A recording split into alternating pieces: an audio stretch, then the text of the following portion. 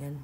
Masarap ang aking egg white. Ito yung sobra ng aking ginawang leche plan. So, ang egg white ginawa ko ng egg omelette na may tomatoes. Dahon ng sibuyas. Yan. Yan. Diba? Hindi din nasasayang yung egg white natin. Ganito lang gawin. Iulam mo na. Yan. Mauulam pa. Diba? Ito. Sarap-sarap. Ito ang natira kong egg white sa aking leche plan at nasamahan pa ng isang egg yolk. Ayan. Tsaka lagyan ko lang ito ng isang kalahating kamatis at saka sibuyas. Kung maraming kamatis sibuyas, okay lang yun. Depende sa iyo kung kaano karami. Ayan, pinagsama-sama ko na. Nilagyan ko na rin ito ng asin, kunting asin lang, magic sarap, at saka ground black pepper. Ayan, ihahalo lang natin. Kung pwede naman, lagyan mo naman kung ano-anong mga gulay ang ilalagay nyo. Ayan, at saka nagpainit rin ako ng mantika. Kunting mantika lang. At gandahan ko nang ilalagay ang aking itlog na may kamatis at saka sibuyas. Ayan.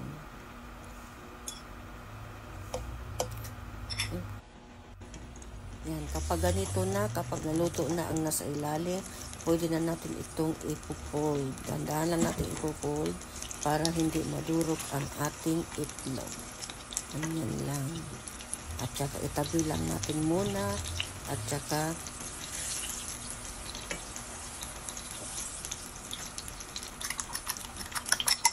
ilagay natin ang ibang itlog. Then ipo-fold ulit. Ayan. Hanggang maging roll siya. Ayan, ganyan lang.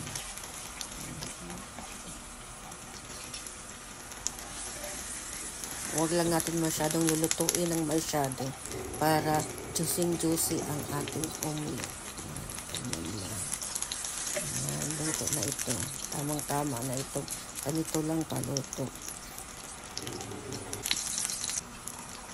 And then, pagkaluto na, atin lang muna ito pahingain ng ilang minuto bago natin ito i-slice. Ganito lang ang pag-slice. Sa inyo yan kung kaano kalaki. Basta sa akin, ganito lang. Ayan.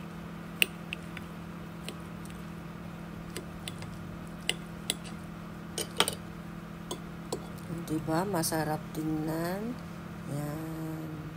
Ang ganda-ganda. Masarap na masarap ito. Ayan. Ang ganda. Ang sarap.